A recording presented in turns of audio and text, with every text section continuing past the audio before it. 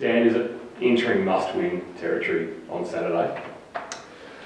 Oh, we're probably running out of games a little bit to keep drawing or losing. So a little bit, yeah.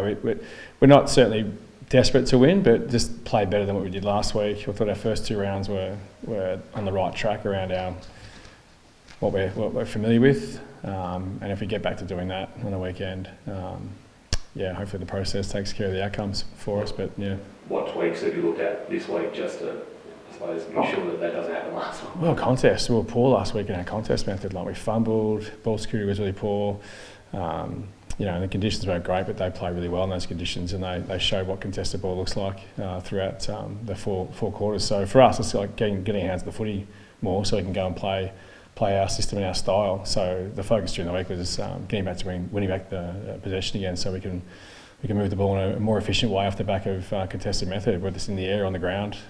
Just got to be tougher in that space, and the Blues were super last week. So that's the aim for us. You made an early call with Georgie that you wouldn't play it this week. Was that the thinking of the 5-day turnaround and then into a 5-day turnaround again? Yeah, a little bit, yeah. With the condensed period coming up, she's kind of been nursing a bit of soreness over the last 3 or 4 weeks, but she could probably play, to be honest. But she's been training and she's moving really well. It's just like we kept getting told a little bit more time for her is going to give her longevity for the season, which is more important than maybe getting one hit on a weekend.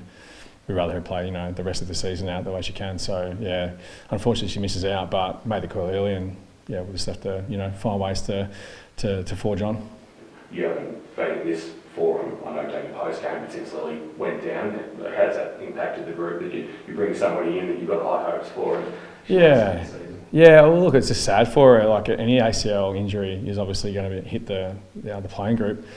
She came on the list as a supporting role, to learn the craft, to continue developing in her ruck position, and unfortunately, it's she was kind of like thrust in with Aaron leaving and Liv. So it's like, well, you could be it. This is exciting for you, and let's see how far you can progress. And for her to go down was like, oh, it's a shame. But at the same time, she's positive. The group's positive, and just have to make sure we keep supporting her. Can you replace her, or do you just have to go? No, I don't think we can. Yeah, I don't think we can, which is unfortunate. Yeah. Have you had a one-on-one chat with her? How is she going? How is she tackling? Yeah, disappointed, mate. Yeah, disappointed. Yeah, it was a shock for her. Like, I think she's been an athlete forever, and it's the first serious injury she's had. So when it first happened, it was a bit of a shock to everyone to see her go down, and then off the back of that incident, though, she's been super with her preparation for surgery and getting herself right, and the way she's been around the group has been positive as well. So, is there a teammate you might be consulting with or getting some advice about coming back from a long termer? I don't know. Is this something you might be able to answer there? You're close with the playing group around that stuff. Yeah, I think she's got a couple of good mates that have helped. I guess even get her back to Melbourne where she's based. Difficulty driving, so she's really lent on a couple of players, and there's a couple of players that have had similar injuries as well that she's been. Players within Geelong. Yeah. Any in particular? Any in particular? Yeah. Oh, I guess there's probably a list. I've done an ACL in the past. Nina's done ACL, so yeah, she's lent on us, and I guess used us as examples that you can come back and have a bit of a career. Did you give her any advice yourself? Any words of encouragement? I think she's done everything by the book so far. She's got herself ready for surgery, which I guess is probably the first step in it, is get the swelling down, get yourself moving. She's walking around pretty well at the moment, so she doesn't really need too much advice at the moment. She's doing pretty well. Yeah. Might be a simplistic view, but get out of Victoria, maybe could that be a chance to freshen up the group, a touch, change of scenery, maybe a change of luck? Or? Yeah, I think just getting away together is something that we crave, so this is a good opportunity to spend some time with the group and just have those conversations that maybe you don't get to have day to day due to the training schedule. So, the sun's out up there, which would be a nice change for everyone. But it's a nice little circuit breaker, that's for sure. Yeah, we like to get away. We requested the AFL to try and get these games in the pre-season. We missed out this year, so this is a nice little circuit breaker for that. Lovely. And how do you feel? Like 50 games? Yeah, how does it feel? Yeah, it feels pretty amazing. I guess there was probably moments in the career I didn't know I'd get to 50, so it's a really great opportunity to reflect and I guess even reminisce on some of the really cool moments, like my debut or the trade down to Geelong, first game here. So yeah, it's been a pretty cool week so far. What was that experience like? I was going to ask you about that. That was a challenging time. Yeah, I guess at Melbourne I guess struggled to find my spot, and as a tall forward I was trying to get some game time, but moving down to Geelong has been really great for my career. I've got a great connection with the coach and my teammates, so I absolutely love every moment that I'm down here. Fantastic. Tom, did you have another? Yes, Jackie, obviously from a player perspective, the start of the season hasn't been ideal. How much are you missing Chloe as part of that forward setup? Yeah, well, she's a great player. She hits the scoreboard. She's a competitor and a good contest player. So, I think we definitely miss her. But I don't think, I think we've shown in the prelim last year or the semi last year that we can compete without her, I guess, against the Ds. But I guess we've got 21 girls on the ground, or 16 girls on the ground that could do it without her. So we've just got to show that.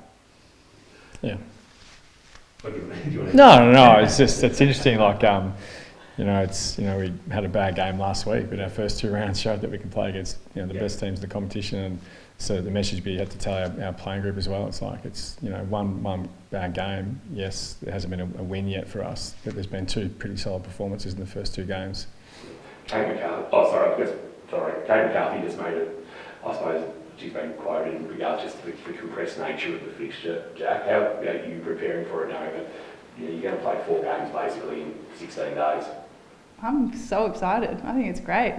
It's almost a festival of footy in a couple of weeks, 4 games. So the coaches the coaches and the high performance team have planned for it. So they've got a good plan in place for how we're going to train, how we're going to prepare. So guess we've just got to listen in and do as they tell us and front up for each game. Has that management, does that start this week, Dan, with the team?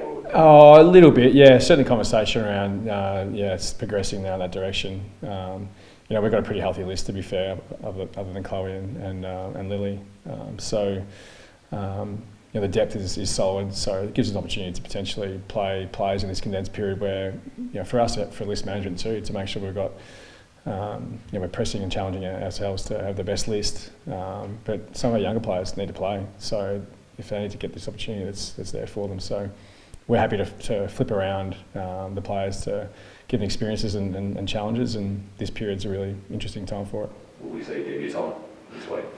There's a couple in conversation, yeah, for sure, yeah. And again, I reckon you'll see it across the competition this next 2-week period where you might see some new names come through, but yeah, it's a good chance to trial it. I just had one more. Sorry, Jack. Was there like a mentor that you'd like to sort of give a shout out to, someone that's had a really consistent positive presence in your career so far? Oh, good question. There's probably been a few. I think. Apart from Dan, of course. Yeah. Yeah. Starting at the Ds, had really great leadership there with Daisy, and I've actually been pretty spoilt for leadership in the team with Meg as well. So.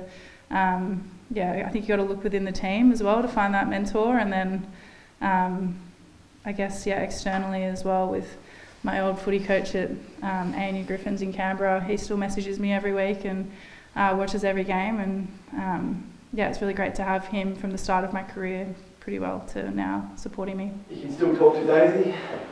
Oh yeah, well, guess we'll see what round 10. That's right, yeah.